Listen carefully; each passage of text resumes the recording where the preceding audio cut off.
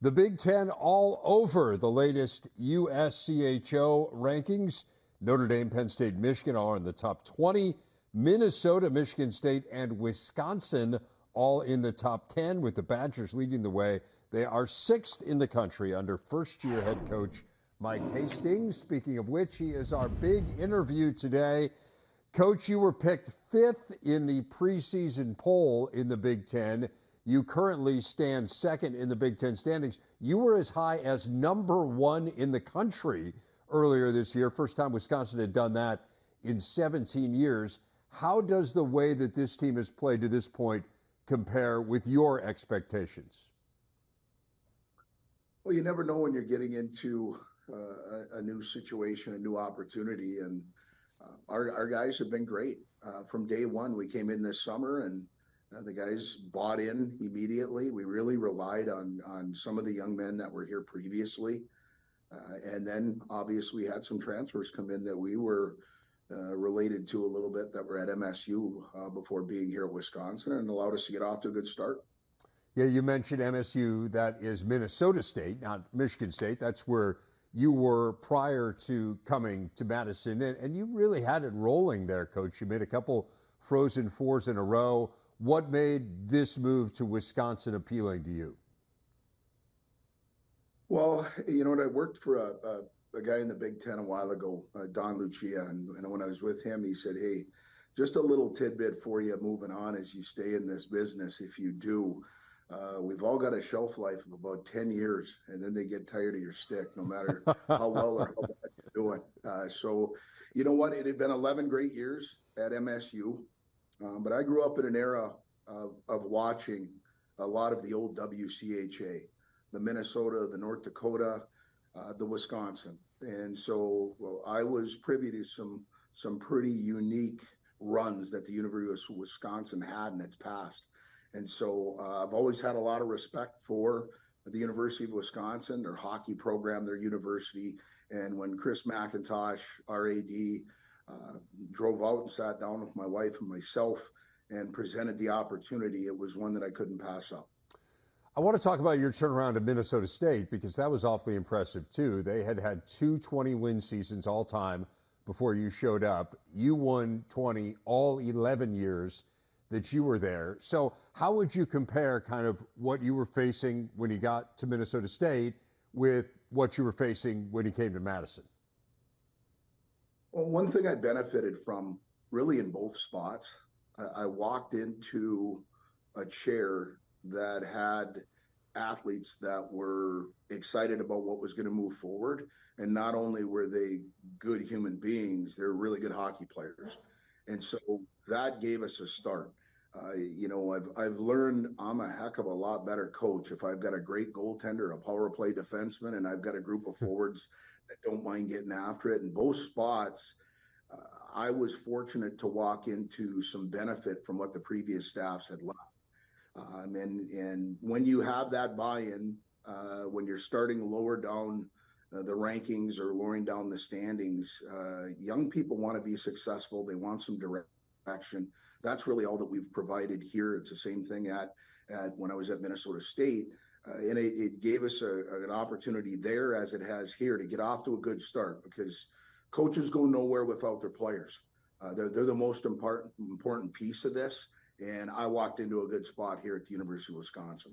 You mentioned Coach Lucia and some connections that you have to the Minnesota program. Again, you grew up in Minnesota, went to St. Cloud State. Bob Motzko was an assistant there for a year when you were there, and you spent a year, I know, on the Minnesota staff as well. So it feels like there are lots of connections here to the state of Minnesota and to Minnesota hockey, kind of above and beyond the time you spent at Minnesota State. All of that is a preface to saying, is it weird to be the coach at Wisconsin for someone with so many ties to the state of Minnesota?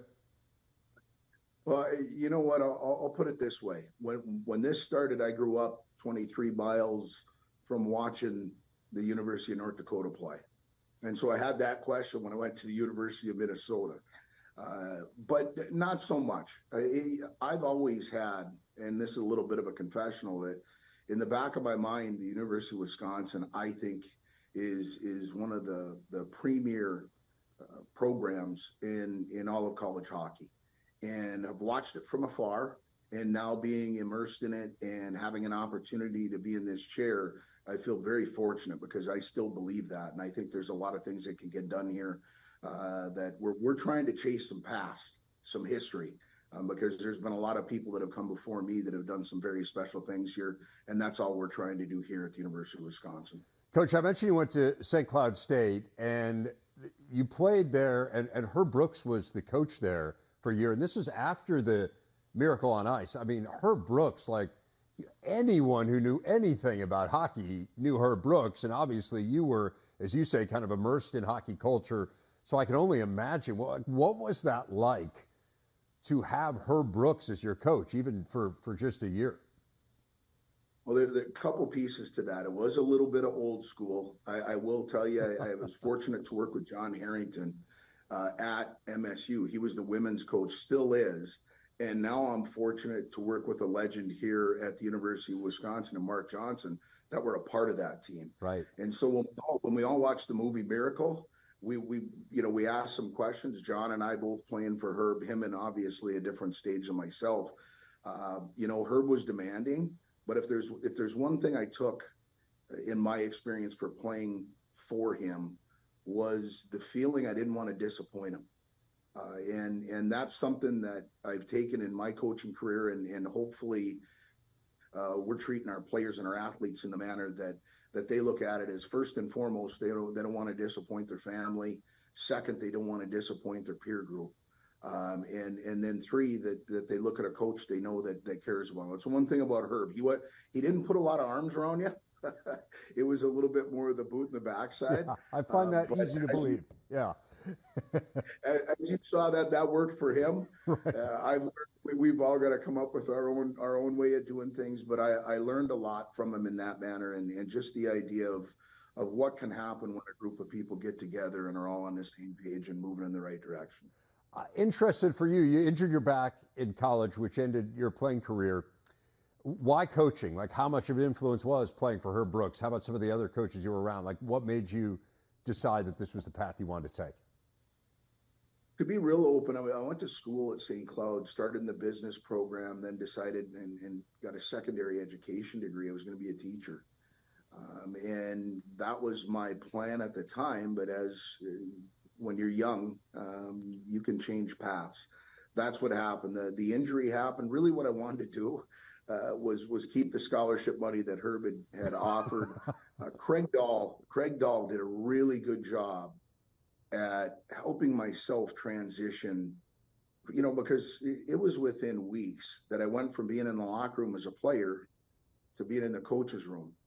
That was a little difficult to navigate, but because I had Craig Dahl there and his staff mentoring and giving opportunities, it was something that I found I just didn't want to leave if I didn't have to. And so those early experiences at going out, maybe doing some video, a little bit of recruiting, it really started to get the juices flowing to that, hey, if I can continue to chase a puck for a while, I'm going to try and do that. And it's led to this opportunity that I'm very blessed and happy to have. I'd say it's worked out pretty well. Give us a sense for Penn State, a game coming up on the Big Ten Network here tonight. What do we need to watch both sides in this one as to what will determine it? Well, as you know, Penn State year in and year out. And Keith Fisher, who I worked together with in junior hockey, and actually suggested he get together with Gads. And I told Gads he could get back at me if that didn't work out. They've been together for a couple of decades. So what you found with them is there's only one spot they don't shoot it from, and it's when they're on the bench. They're a shot volume team. They like to run downhill. They're going to be very aggressive on the forecheck. Their power play is 11th in the country as we stand.